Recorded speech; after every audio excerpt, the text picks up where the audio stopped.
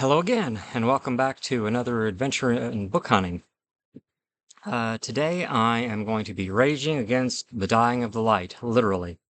Um, this is going to be hopefully a very short book haul. But this book haul particularly contains a good lesson for the aspiring book hunter. One of my viewers, subscribers, named Sam, put me on to a local educator who was getting rid of quite a few books. And it was one of those situations where it was, if you want one, you got to take them all. And fortunately, this one was a deal I could live with. A few months earlier, somewhat earlier this year, I think back in March or April, I did one of those hauls where I had to take them all, and that amounted to somewhere between 350 400 books, only about 8% of which I actually wound up wanting. This will be much more manageable, and at first blush, looking at the books I got today, um, uh, already a whole lot better than that huge haul. Um, anyway, wanted to get this one out just as quick as I could. It was one of those things where you arrange it over Facebook, so it's kind of hit and miss when you're going to actually meet up and do the deal. And just as a side note, initially this person had been trying to sell these books that I'm about to show you. But by the time I actually attempted a direct message to get a hold of her, she changed the post to, yours for free, just come and get them all. So we made an arrangement, and so just a little bit ago, I got a bunch of books. And I can already tell there are some of the books in this haul that were not in the photos she posted on Facebook, which is good, because it's good stuff. Any event, I'm going to go through the first bag of books, which I already opened. I'm going to show you what I got. I got a nice copy of Bulfinch's Mythology, all 3 volumes. As you can see, Age of Fable, The Age of Chivalry, and The Legends of Charlemagne. In a real nice edition. Very cool book. And then I got 2 graphic novels. Movie tie-ins of Robert Zemeckis' Beowulf movie, which I think I vaguely remember. 2 very nice copies. Um, Pretty good art. And I think from looking at the art in here, it's the same movie I'm thinking of. Oh, trying to think. Angelina Jolie was in it. Oh goodness. She's one I remember. She played Grendel's mom, but a very sexy Grendel's mom. Um, oh, wait a minute. I don't remember too many of the other folks who were in it, and I don't see anything on this telling me who was in it. But it was a fairly decent movie. It was a little different take on the Beowulf legend. So I got 2 of those. I got this big chunk of a book, the American Short Story collection of short stories. It says from Washington Irving to Saul Bellow, and some of the folks included in this anthology: Edgar Allan Poe, Mark Twain, Henry James, Edith Wharton, O. Henry, Willa Cather, Jack London, Dorothy Parker, Thurber, Steinbeck, Bradbury, Joyce Carol Oates, Hemingway, Fitzgerald, Faulkner, Flannery O'Connor, Updike, Vonnegut, Thomas Wolfe, or Saul Bellow, Truman Capote, and John O'Hara. That's a pretty broad collection of books. Very nice to have.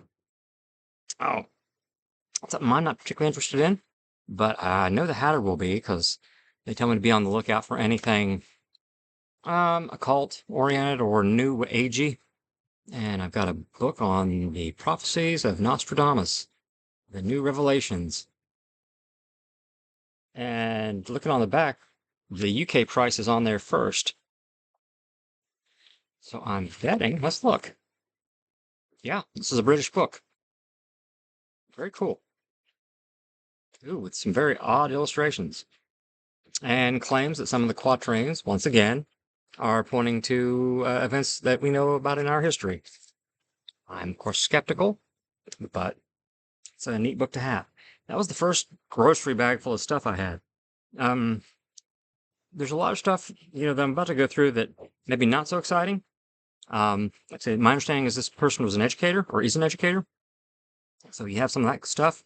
For instance, turn classroom chaos into student achievement overnight. The Classroom Management Book. Modern Education Theory. I don't know. Might have a hard time getting rid of that one. But I will find it at home, or at least try to. Uh, Kids book, not familiar with at all. Dear Baby, Letters from Your Big Brother. Let's see, Candlewick Press. So, not familiar with it, but I bet I know who might be interested in it. Here is National Geographic book, naked hardcover, obviously. I think it probably had a dust jacket. Great Migrations. And it looks like it's animals. The zebras. So we're talking about animal migrations. Oh, look at the whales. That's awesome. All right, that's cool to have. All right. Kingfisher Illustrated Animal Encyclopedia. The cheetah on the front. Looks like an iguana on the back. And tons and tons of pictures throughout, including, goodness, it's supposed to be animals in general, but there are a lot of birds in here. Oh. I think I might know somebody who wants that. All right. All right. The Kingfisher Science Encyclopedia.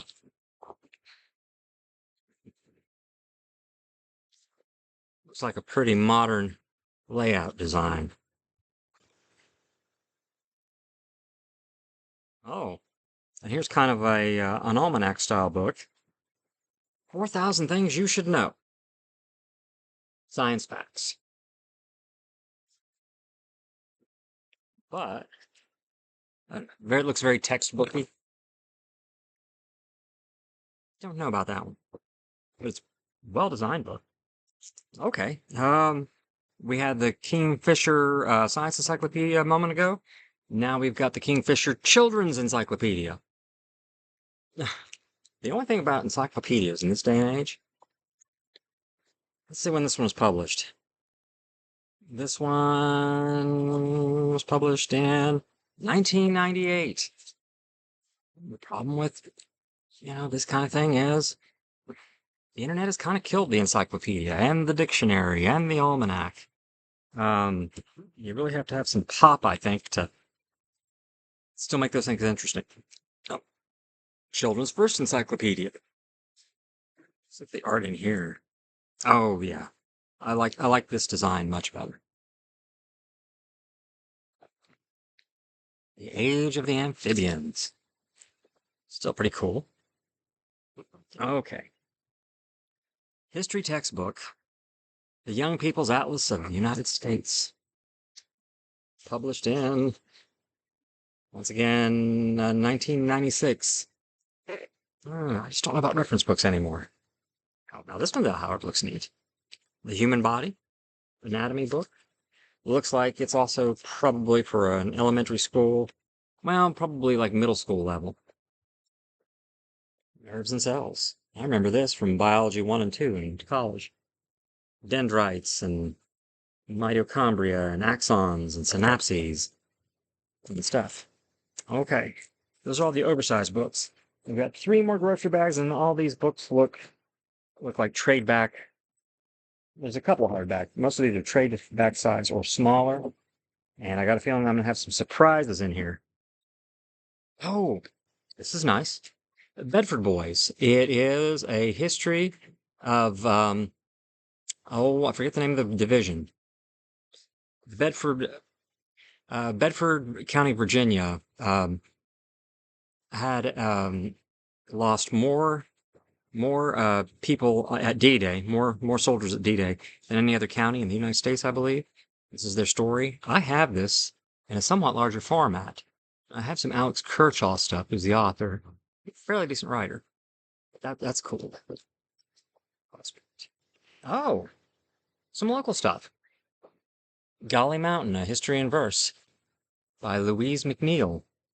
Poetry, but local poetry. Golly Mountain is, what, about 80 miles north of where I am right now? That's kind of neat. Oh. Hmm. This is one of those that, well, I had to take all of. The Christmas Sweater by Glenn Beck.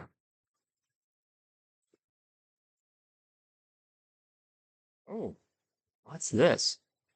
It looks like a Vietnam history. Tim O'Brien, The Things They Carried. I'm not familiar with it, but on the back, it looks like rendered with an evocative, quiet precision not equal to the imaginative literature of the American War in Vietnam. Not familiar with it. It's still pretty cool.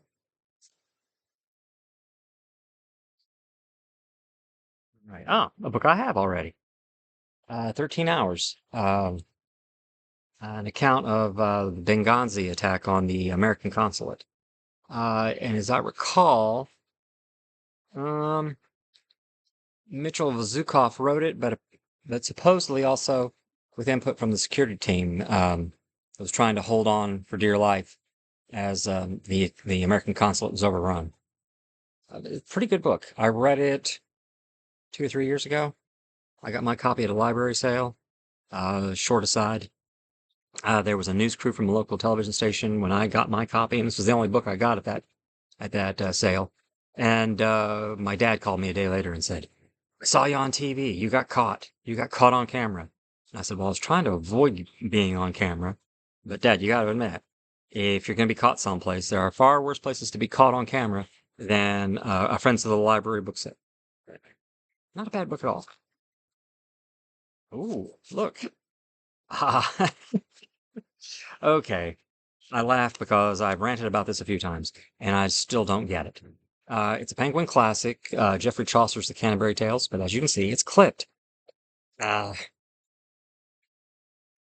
yeah, and of course, marked in prominent letters, not for resale. Why do they do that? Why do they do that? Uh, I know many publishers in times past, when books got remaindered by a bookstore and they just could not sell them, they'd strip the covers off and send them back to the publishers for credit. Well, what's the point in clipping the side? To make it absolutely unusable? Except for a nut like me? I got plenty of these. And I'm pretty sure I already have a penguin of the Canterbury Tales, but I will look and see. Ooh, true crime. Chop Shop. The grisly true story of the Lamb Funeral Home scandal in Southern California. I vaguely remember this kind of thing.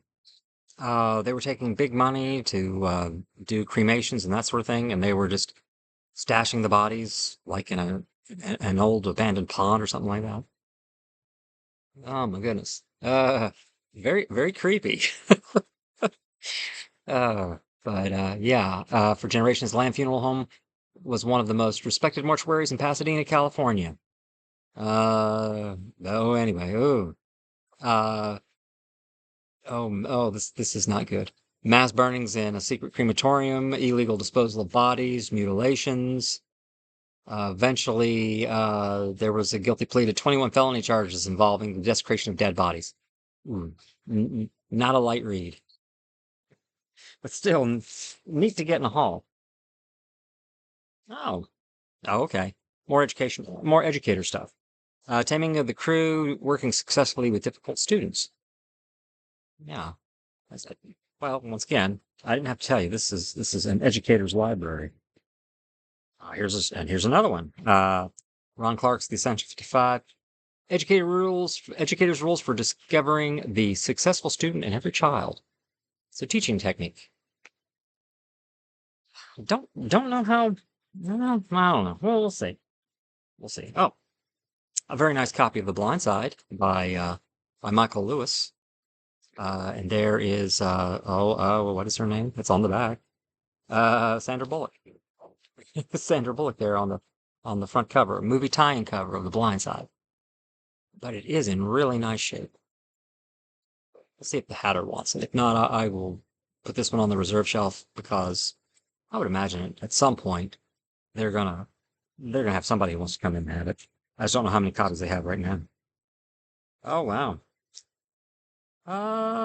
Looks like middle grade fiction. Willa by Heart, The Wedding Planner's Daughter. Anybody familiar with this? Picture a town hall on the back. And looks like somebody's going to a wedding. Probably a bridesmaid. No.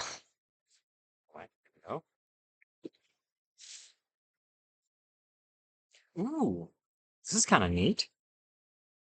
Uh, a copy of Call of the Wild with a really interesting cover. I wonder if that's Buck fighting a wolf. Anyway, it's a nice copy. I'm sure that's for me. That's going to go to the Hatter. I already have a pretty good copy for my own. All right, we're going into. We got two more grocery bags full of stuff left, and I got to tear into them to get to them. Good deal. All right. Oh my gosh. Ugh. First glance, this looks like a textbook of American history, the story of America. The only thing it's from DK though. I like DK as a publisher. They do great field guides. But yeah, that's what it is. It's a history of the United States. I didn't know they did those. Textbooks are kind of, here or there. Hmm. I'm sensing more educator stuff. The Little Brown Handbook, high school version. Once again, hmm, how did I know I had an educator's book collection? Ah, a middle school dictionary. Hmm. There's a good argument to keep hard copies of these kinds of books, encyclopedias, dictionaries, almanacs, those sorts of things, because they can't be edited. It's a snapshot in time, obviously, but uh, once, but it's physical. You own it. Nobody can take it away from you. Well, it's more difficult for somebody to take it away from you. More than a couple of keystrokes on a computer. I don't know though. It's just like people don't do dictionaries or print encyclopedias anymore. All right, we're on to the last bag. I'm hoping for some more good stuff. I've got some interesting stuff so far. I think well worth the price I paid. It was, of course, not. Let's see. Oh! I remember this edition of The Hobbit. I had friends who had The Hobbit and Lord of the Rings in a box set with these covers. That's a Daryl K. Sweet piece of art. I will bet real money. Yes. And you would have lost the bet if you bet against me. I know my 80s and 90s fantasy art. Yeah. Of course, scene where Bilbo, the hobbits, and Gandalf are being rescued by the giant eagles. A little worn, but still really cool. Oh, and an actual usable copy of the Canterbury Tales. Washington Square Press. I've heard of them. I have a couple of theirs already. That's a really nice copy. Ooh, an air mount. I've started to accumulate these guys. A Connecticut Yankee in King Arthur's Court. Air mount has been gone for a long time. This is complete and unabridged with an introduction from Lucy Mabry Fitzpatrick. Oh, that's a huge price for an air mount. I didn't know they persisted that long. $3.25 for a paperback this size. And just for those of you who are not old enough to remember, in the 1980s, this would have probably been a $2.50 book. A typical average paperback, mass market paperback in those days, was $2.95. This is a little smaller than that. So this had, let's look, let's guess. I bet this was published in the mid to late 90s.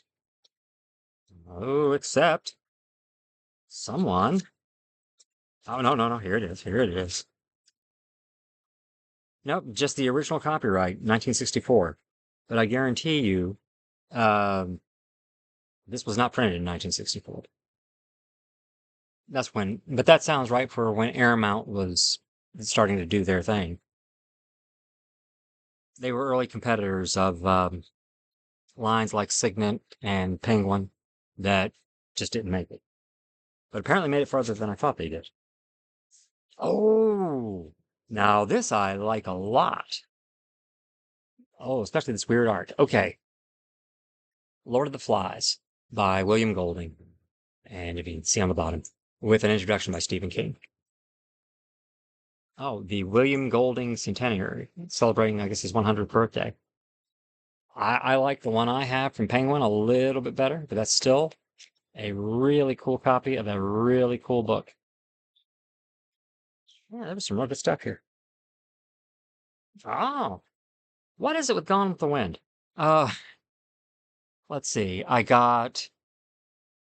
gosh, I got a Collectors International Library copy of Gone with the Wind this Wednesday of this week. On Saturday I got a one in a slipcover, older edition, and now I've got a mass market paperback. And when I got my International Collectors Library copy of Gone with the Wind, I left behind a more generic one. What is it? Book huntings can be really weird. I go a year without seeing any of it, and then lo and behold, you see that many in 1 week. Yeah. The Hiding Place by Corey Tinboom, and a pretty nice copy from Bantam. There's Corey, fairly famous book. Um, and I'm pretty sure the Hatter will take this one. Let me see. All right, what do we have left? Oh, I've seen this one before. I've seen this edition before. Of course, I've seen the book many, many times. To Kill a Mockingbird by Harper Lee. And I do like that cover art. It's a little worn. Still, a very nice copy. This is a great haul. Oh, Great Expectations in a Oxford classic. Pretty good shape. And once again, it's a British edition. Because the first price on it is in pounds. I wonder how many copies of Great Expectations the store has. I'll offer him another. Oh, Hamlet by William Shakespeare. Signet classic. I used to have tons and tons of individual Shakespeares from Signet. Uh, I got my complete William Shakespeare and I donated all of my little individuals. Although I think I have a Penguin classic or two still of individual Shakespeare. What's this? Oh, wow, what is this? Okay, I don't need it, but this is kind of an oddity. It's a Library of America, but it's in paperback. I did not know they did this. It says it's a college edition. But of course, Walt Whitman, poetry and prose. And let's see. Here's virtually all of Whitman's poetry and what he considered his complete prose. It is the only collection to include in exactly the form it appeared in 1855, the first edition of Leaves of Grass. All right. Very cool. I certainly don't need it. I forget what format or edition I've got my Walt Whitman in, but no, it's a big old brick of a book. Okay, there's only one book left. Are we gonna end on a bang or on a fizzle? As the sun has disappeared. Huh, okay. Local history or sociology. At Home in the Heart of Appalachia by John O'Brien. That looks like it could be Appalachia. What is this? John O'Brien's evocative book reveals a place and a way of life in the lives of an estranged father and son whose differences rest ironically in their own powerful bonds to Appalachia. Author was born in Philadelphia his father having left his beloved home in West Virginia after an impoverished childhood, made all the more painful by family tragedy. Okay, well, that's unfortunately not an uncommon story for Appalachia. Hmm, it's a nice book. Just not familiar with it. I bet the Hatter would like this.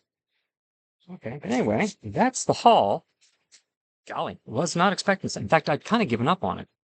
But once again, back to the book hunting lesson. Pretty good haul. Once again, completely free. And I was able to do it through one of the things I always kind of preach for book hunting, and that is network. A subscriber to my channel who lives locally, like I say, named Sam, trying to keep everybody's privacy intact, but he put me onto this, tagged me in a Facebook post, letting me know this was a thing. And by the time I got around to it,